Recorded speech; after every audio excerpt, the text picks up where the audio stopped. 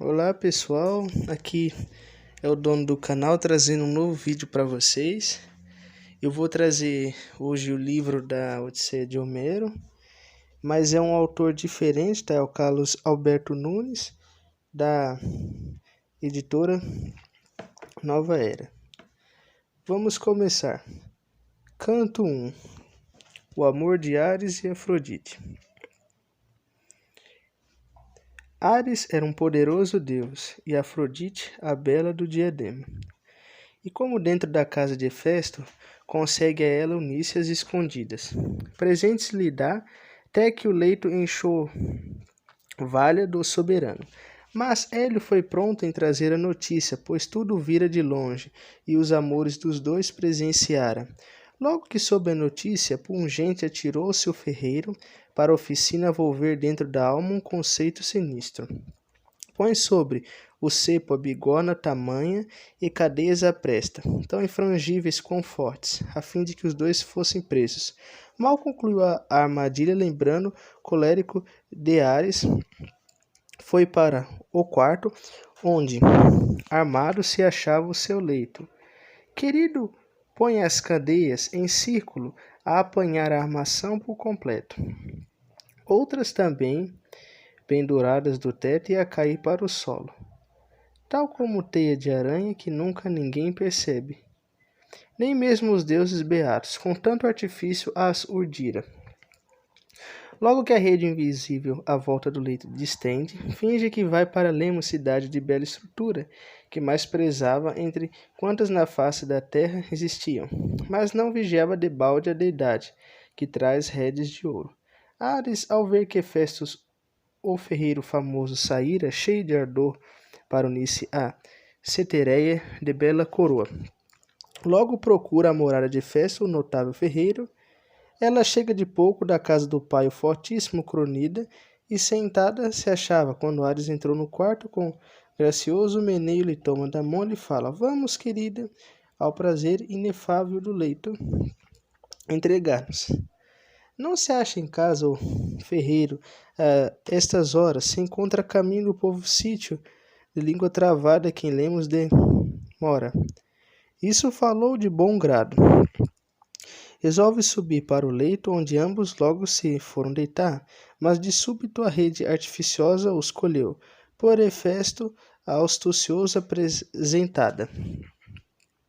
Sem que pudesse mover um só membro, ou sequer levantasse, força-lhes foi com corda, que era inútil tentar a fugida. Eis que lhe surge na frente a figura do coxo notável, já de retorno da estrada que a Lemo não tinha chegado. Hélio de guarda ficara por ele e contara o ocorrido. Aproximou-se de casa, sentir grande angústia. No peito fica de pé, na soleira, e de cólera cheio rebenta num grande grito espantoso que todos os deuses ouviram. Zeus, Pai, e vós, ó bem-aventuradas deidades eternas, vinde assistir a esse espetáculo, que sobre risível e indigno é insuportável. A filha de Zeus, Afrodite, não cessa de desonrar-me com Ares nocivo, por ver sou coxo. Ares nocivo a ela tem feição, por ser belo e bem feito. Eu nasci coxo e mal feito, mas culpa não tenho de tanto. Sim, meus dois pais, melhor nunca fossem me houvessem gerado. Vede esses dois como dormem nos laços do amor, embraçados.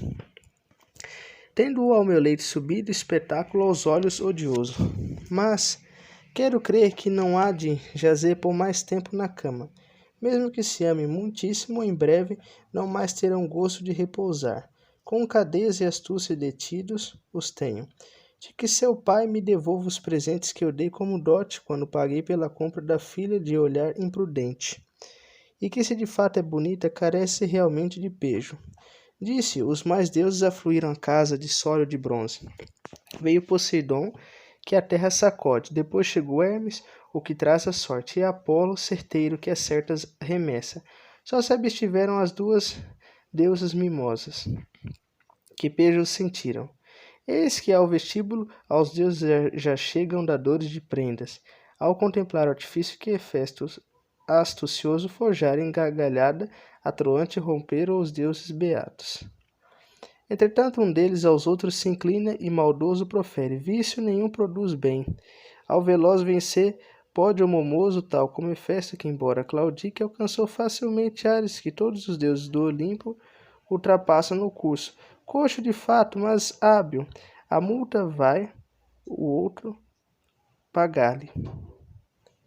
Dessa maneira, em colóquio entre si, tais conceitos disse para Hermes Apolo, nascido Zeus, o seguinte: Hermes, ó filho de Zeus, mensageiro e dador de presentes, deseja sentir-se enleado nas fortes cadeias, tendo ao teu lado deitado no leito divino a divina Afrodite? Dando-lhe logo a resposta, retruca-lhe o guia brilhante: ó rei Apolo, que longe remessas as setas provera. Que tal se desse com 3 vezes mais desses elos em torno e os deuses de todos e as deusas à volta estivessem olhando, contanto que meditasse no leito com a auréia Afrodite. Num cascalhar de risadas os deuses eternos rebentam, entre eles todos somente Poseidon não ria, pedindo ao fábio Hefesto, notável que de Ares os elos tirasse, e, começando a falar, lhe dirige as palavras aladas. Solta-o, prometo na frente dos deuses que a soma devida paga terás dentro em breve conforme o desejas e é justo. Diz-lhe então em resposta o deus coxo e notável artista: ó Deus possível que a terra sacodes, não mandes tal coisa, fraca demais é a palavra. Se um grande a um pequeno se empenha, como é possível que eu venha a obrigar-te perante os mais deuses, uma vez que Ares consiga da multa e dos elos livrar-se? Disse-lhe então Poseidon, que a terra violenta o sacode. Mesmo que o do ônus da dívida, Hefesto, possa Ares livrar-se, por não pagá-la, prometo que eu mesmo por ela respondo. Disse-lhe então em resposta o deus coxo de braços possantes: não fica bem recusar-me a aceitar o penhor que apresentas. Tendo isso dito, soltou as cadeias à força de Hefesto. Logo que os dois se sentiram libertos dos fortes liames, eis que de pé se puseram na rota da traça, tirou-se Ares ao passo que a Chipre Afrodite dos risos amante foi, onde em Pafos se encontraram seus bosques e altar ascendente. Logo depois a banharem e ungirem as graças com óleo sacro e perene, tal como se revola do corpo dos deuses ricos.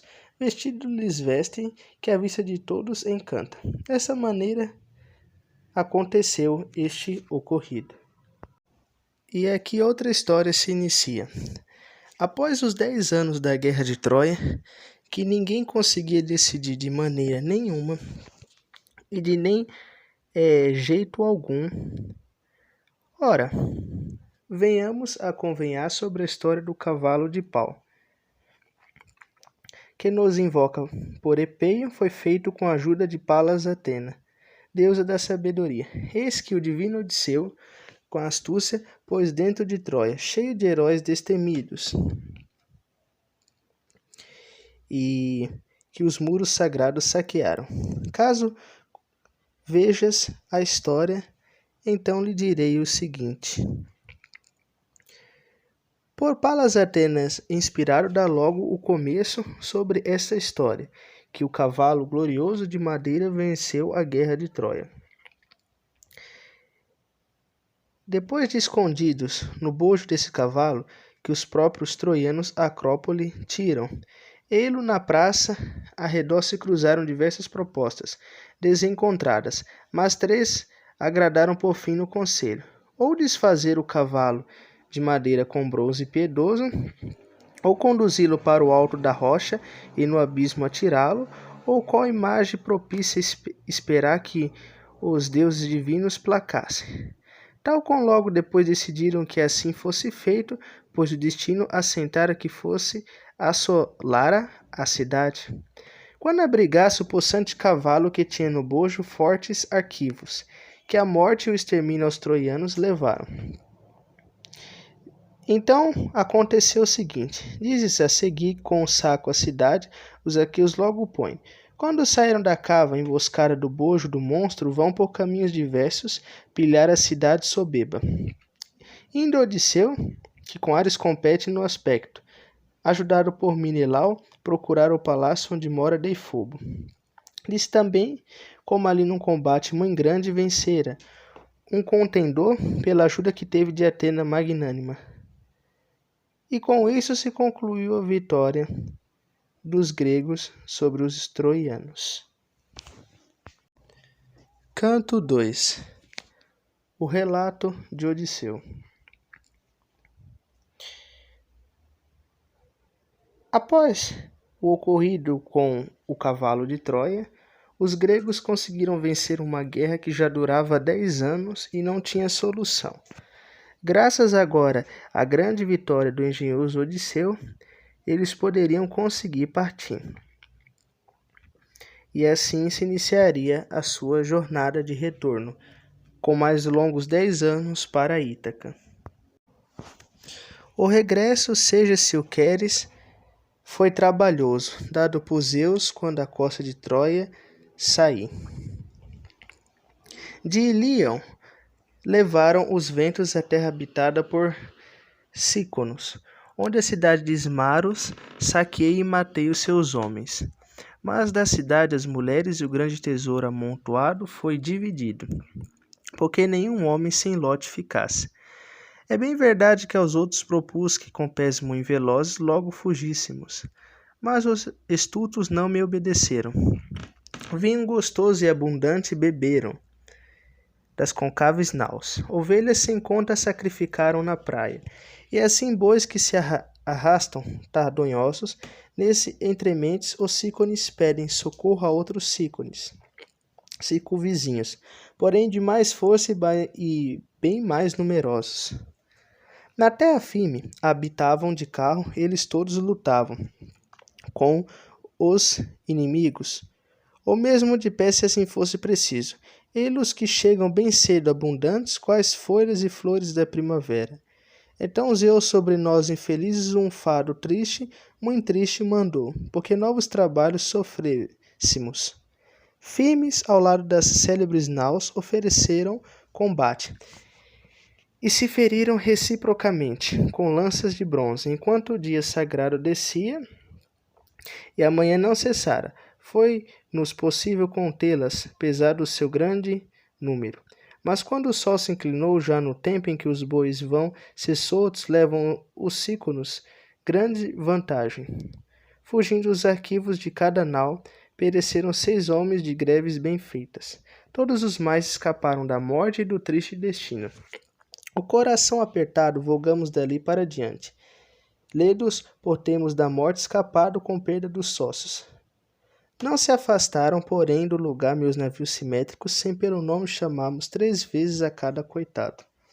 Dos companheiros que mortos ficaram na terra dos Sícones, sobre os navios lançou o poderoso que as nuvens reúne, Zeus, tempestade violenta, fazendo que as nuvens cobrissem a terra e o mar juntamente. Do céu baixa a noite.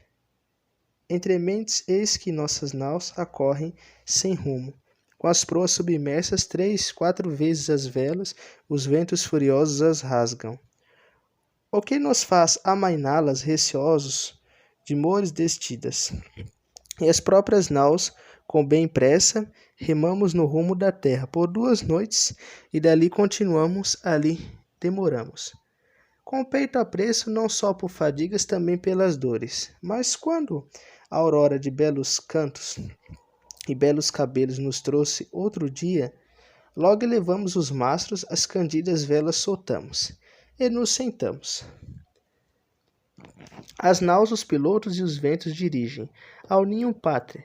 Talvez sem mais dores houvesse eu chegado, mas ao querer contornar o Maleia arrastou-me a corrente, bem como Bóreas, do que resultou de Cítera afastar-me. Por 9 dias dali me levaram os ventos funestos por sobre o oceano psicoso. Somente no 10º a terra nos foi possível descer dos lotófagos, que comem flores. Nessa paragem, descemos a fim de fazermos a guarda, a refeição junto às naves velozes. Os sócios fizeram. Mas tendo assim a vontade da fome e da sede saciada, os sócios escolho e os envio com o fim de notícias obterem. Sobre que gente aí mora, se vive de pão, como todos, tendo escolhido 2 homens e o arauto, o terceiro, por sócio. Eis que vão sem demora e se mesclam aos homens lotófagos. Esses lotófagos não apreenderam fazer nenhum dano aos nossos homens, mas logo fizeram que Loto comessem. Quem quer que viesse a provar uma vez desse fruto gostoso? Nunca a resposta haveria a trazer, nem de novo empregar-se. Desejaria, isso sim, morar sempre com os homens lotófagos, a comer Loto somente esquecido de vez de retorno. Mas apesar de suas lágrimas, trouxe-os à força de novo para as naus concavas, onde os atei sobre os bancos dos remos, tendo de seguida ordenado aos queridos consórcios de viagem que para as célebres naus sem perda de tempo subissem. Não fosse alguma esquecer o retorno por causa do loto. Sobem por isso os demais para bordo e se sentam nos barcos, todos em ordem, batendo com os remos nas ondas grisalhas. O coração apertado, vogamos dali para diante. Fomos depois apartar ao país dos soberbos ciclopes, destituídos de leis, que, confiados nos deuses eternos, não só não cuidam de os campos lavrar, como não plantam nada. Tudo lhes nasce espontâneo, sem uso de arado. As sementes, trigo e cevada, bem como videiras que vinho produzem, de cor vermelha. Na chuva de Zeus vem a vida dos frutos. Leis desconhecem, bem como os concílios nas agoras públicas. Vivem a Grécia somente nos cimos das altas montanhas em grutas concavas, tendo cada um sobre os filhos e a esposa plenos direitos, sem que dos demais o destino lhes importe. Nota-se uma ilha pequena que fora do porto se estende nem muito distante nem perto da terra dos homens cíclopes. Muito sobreada, onde cabras se encontram em número infinindo. Todas selvagens que ao passo dos homens jamais afugenta. Nunca também caçadores aí cheguem, que pelas florestas sofrem trabalhos sem conta ao pisarem os cimos dos montes. Grandes armamentos também não se encontravam nem campos arados, mas diariamente produz, sem que se haja lavrado ou semeado, e erma de gente só nutre balantes rebanhos de cabras. Entre os ciclopes não se acha navios de frente vermelha, nem carpinteiros capazes que saibam construir segundo a arte naves cobertas. Com essas trocas variadas, permitem pela cidade dos homens, tal como é o costume entre todas as demais gentes, que em naves o dorso do mar atravessam. A ilha teria deixado sem dúvida mais habitável, pois não é ruim, mas capaz de gerar toda sorte de frutos. Nela se vê junto à margem do mar para dar assento, macios e úmidos prados. É certo que a vinha constante daria para a lavoura a baixada. No tempo oportuno, colhera-se ótima safra, por ser o terreno todo ele muito fértil. Porto de boa ancoragem oferece, onde as naus não precisam de lançar âncoras, nem de firmar os calabres em terra. Mas uma vez aí chegado, os nautas ficar poderiam por quanto tempo quisessem, ou até lhes soprar um bom vento. Água muito límpida flui da porção mais interna do porto, vinda da gruta que se acha cercada por álamos negros.